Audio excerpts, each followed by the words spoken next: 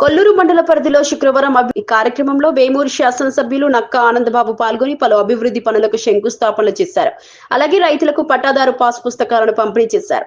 కొల్లూరు మండలం బొద్దులూరిపాడు అడ్డ రోడ్డు వద్ద కొల్లూరు నుంచి యాదవపాలెం వరకు వయా బొద్దులూరిపాడు రోడ్డు అభివృద్ధి పనులకు శంకుస్థాపన చేశారు.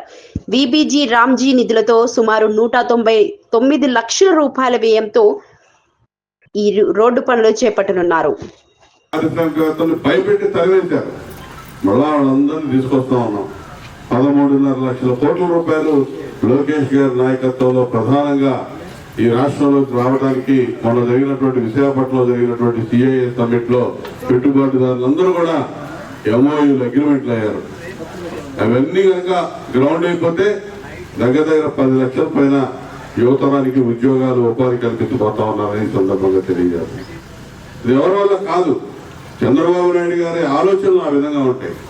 ఇవాళ విధ్వంసం అయిపోయినటువంటి అమరావతి మళ్ళా 60,000 కోట్ల రూపాయలతో టెండర్లు పిలిచి పనులు జరుగుతూ ఉన్నాయి. మీరు వెళ్ళి చూడండి. అమరావతి ప్రాంతానికి వెళ్ళి అటు వెళ్ళినప్పుడు సరదాగా విజయవాడ మంగళగిరి వెళ్తే 4 అడుగులు అవతలకి వెళ్ళండి, మీకు అర్థమైంది ఎంత జరుగుతుంది, ఎంత శరవేగంగా పనులు ఏ విధంగా జరుగుతూ ఉన్నాయి.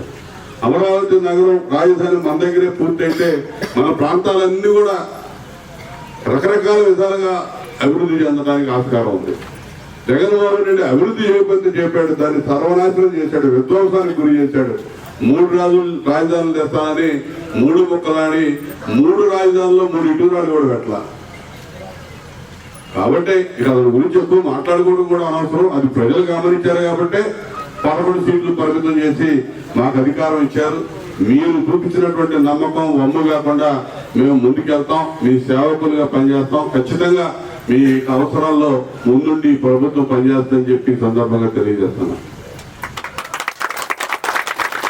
దీంతో పాటు ఇప్పుడే పట్టాదారు పాస్ పుస్తకాలు రీసర్వే అని చెప్పి ఒక తతంగానికి మొదలుపెట్టారు వాళ్ళ అధికారంలో ఉన్నప్పుడు. ప్రజల సొమ్ము ఆస్తులన్నీ కూడా వాళ్లే దోచుకునే విధానాన్ని తెరదీశారు. ల్యాండ్ టైటిలింగ్ యాక్ట్ అని ఒకటి తీసుకొచ్చాడు. ఈ పాస్బుక్ మీద జగన్మోహన్ రెడ్డి బొమ్మ ఉండేది.